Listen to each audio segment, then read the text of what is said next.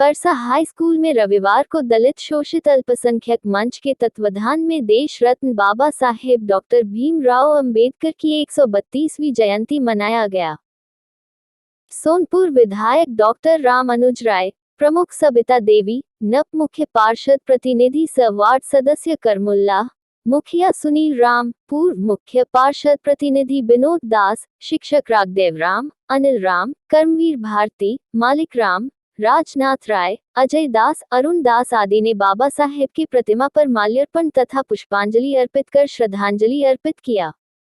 कार्यक्रम को संबोधित करते हुए विधायक राम अनुज राय ने कहा कि डॉक्टर भीमराव अंबेडकर ने समाज के दलित शोषित को आगे आने के लिए हथियार दिया, लेकिन आज देश में ब्राह्मणवादी का अंधविश्वास फैलाकर देश के संविधान को बर्बाद करने में जुटी है।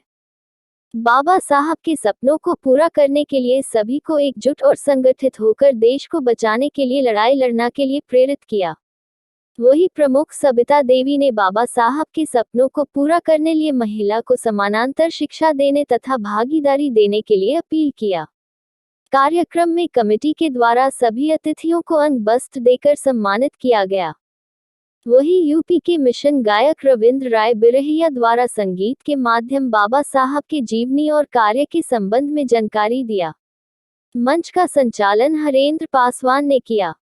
डॉक्टर उमेश कुमार, अर्जुन राम, अमोद कुमार, दसई राम, नागेंद्र राम, धर्मेंद्र दास, मुन्ना राम, विश्वकर्मा दास, जय राम दास, चंदन कुमार, श्रवण कुमार, सुरेंद्र कुमार, राजू राय आदि ने भी पुष्पांजलि अर्पित कर श्रद्धांजलि दिया।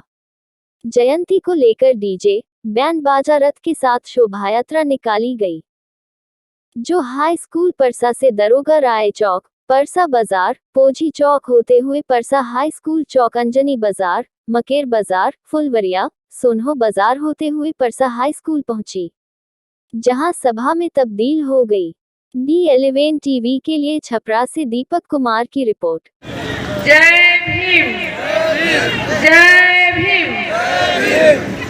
अंबेडकर साहब का जन्म 14 अप्रैल 1991 को ब्रिटिश भारत के मध्य भारत प्रांत अब मध्य प्रदेश में स्थित महूनगर शनि छावनी में हुआ था। वे रामजी, मलौजी, सकपाल और भीमाबाई को 14वीं अंतिम संतान थे। बाबा साहब अंबेडकर ने शिक्षा के महत्व को जानते हुए उन्होंने शिक्षा के क्षेत्र में महत्वपूर्ण योगदान दिए। उन्होंने पहले तो समाज में शैक्षिक जागरूकता फैलाई, लोगों को शिक्षा का महत्व समझाया और उन्होंने शिक्षा ग्रहण करने के लिए प्रेरित किया। बाबा साहब ने कई शैक्षिक संस्थाओं स्थापना की तथा कई कॉलेज भी निर्माण किए। बाबा साहब निचली जाति के लोगों को यह एहसास कराया कि उनके दयनीय स्थिति शिक्षा की कमी के कारण है। उन्होंने निचली जातियों को लोगों को अपने बच्चों को स्कूल भेजने के लिए प्रोत्साहन किया। इन बच्चों के छात्रवृत्ति, गणवेश, भोजन, आश्रय जैसी सुविधाएं प्रदान करने का प्रयास किया। उन्होंने अपने अनुयायियों को शिक्षा यानी संघर्ष करा, यानी उनका 3 मूल्य मंत्र है: पढ़ो, संगठित रहो और संघर्ष करो। उनके उज्जवल भविष्य की मैं कामना करता हूँ। जय हिंद, जय भारत। यानी जब हम अपने पुरखों को याद करने बैठते हैं तो उनके कामों की चर्चा करते हैं, उनकी कीर्ति का बखान करते हैं, उनकी योग्यता और योगदान का हम स्मरण करते हैं, लेकिन साथ साथ संकल्प लेने का भी दिन होता है और ये तुलनात्मक अध्ययन करने का दिन हुआ करता है कि बाबा साहब अगर होते तो आज क्या कर रहे होते, आज कौन सी लड़ाई लड़ रहे होते। जब संविधान बन रहा था, देश आज़ाद हो रहा था, आज़ादी के स्वरूप तय हो रहे थे, शासन का स्वरूप तय हो रहा था, तो बाबा साहब दुनिया के असर के प्रकांड विद्वान थे। यहीं से मैं शुरू करना चाहता हूं साथियों कि कितना बड़ा साजिश हुआ है। हम वंचितों के साथ हम दलितों के साथ, हम उपेक्षितों के साथ जो सबसे बड़ा जो ये एक मनोवैज्ञानिक प्रहार हुआ है हमारे ऊपर, ये हमको वंचित, अछूत और कहा गया, ये सबसे बड़ा जो प्रहार था वो प्रहार यही है कि हमको कहा गया कि इसको ज्ञान ही नहीं है, इसको नॉलेज ही नहीं है।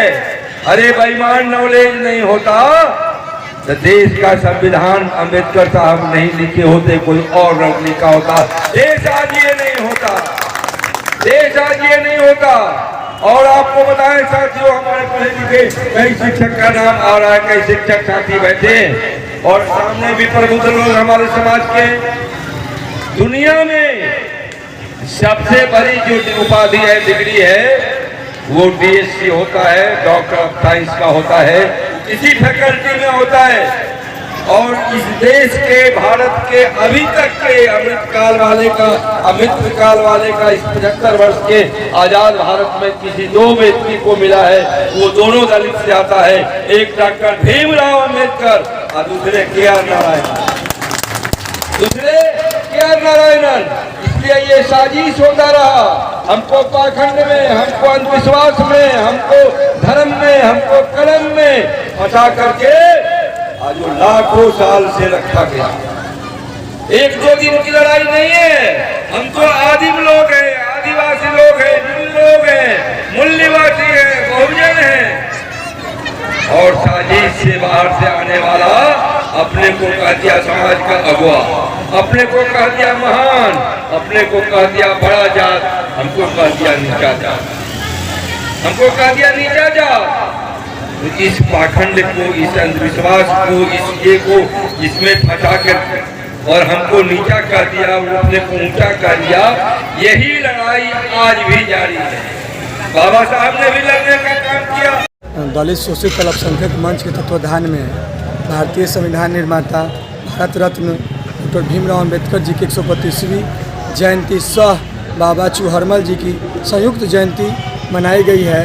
इसमें सभी समाज के लोगों का अहम योगदान रहा, अहम भूमिका रहा और सभी समाज के हमारे गणमान्य लोग यहाँ उपस्थित थे और बाबा साहब का जयंती हम लोग बहुत धूमधाम से मनाए, क्योंकि बाबा साहब किसी एक समाज विशेष नहीं है, सभी के अधिकार के लिए बाबा साहब ने मौलिक अधिकार संविधान में दिया है। इसलिए बाबा साहब का जो जयंती है पूरे देश में बनता है, पूरे दुनिया में मनाई जाती है और पूरा अप्रैल माह जो होता है बाबा साहब का जयंती का एक महीना होता है। इसलिए हम सब लोग जितना भी युवा साथी पूरे लगभग 12 प्रखंड से कम 20 डीजे के साथ, ढोल नगाड़े बाजे के साथ तमाम शिक्षकगण और आज के हमारे मुख्य अतिथि के रूप में आदरणीय सविता देवी यहाँ के प्रखंड प्रमुख हैं, आदरणीय सोनपुर विधायक रामानुज राय जी उपस्थित हैं और हमारे कमेटी के अध्यक्ष अजय राम वकील साहब और हमारे दिलीप प्रभाकर जी छात्र नेता अम्बेडकर हॉस्टल छपरा, सभी लोग मिलकर और हमारे जो युवा साथी हैं, शशि जी हैं, सोनू जी हैं, नीरज जी हैं, दिलीप जी हैं और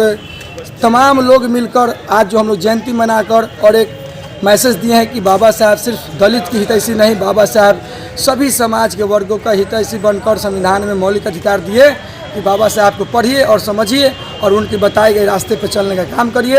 यही सिर्फ हम लोग बाबा साहब का जयंती नहीं मनाए हैं, क्योंकि समाज में हम लोग संदेश भी दिए हैं कि आने वाला अगला जो जयंती हम लोग मनाएंगे सभी समाज के लोगों को बीच में इस मैसेज को देकर और 100 के 100 समाज के बीच में हम लोगों को, नौजवान साथियों को उतार कर और बाबा साहब की जयंती हम मनाएंगे। उन्होंने कहा हम गणहत्या से भारत के पतन और उन्नति का माध्यम करें तो पाएंगे कि इसका मूल कारण स्त्रियों की अशिक्षा है। यही कारण है कि जो सभी विश्व गुरु कहलाता था वो आज उसकी दयनीय दशा। मन चंगा तो बैठे गंगा सही है और पंडित लगा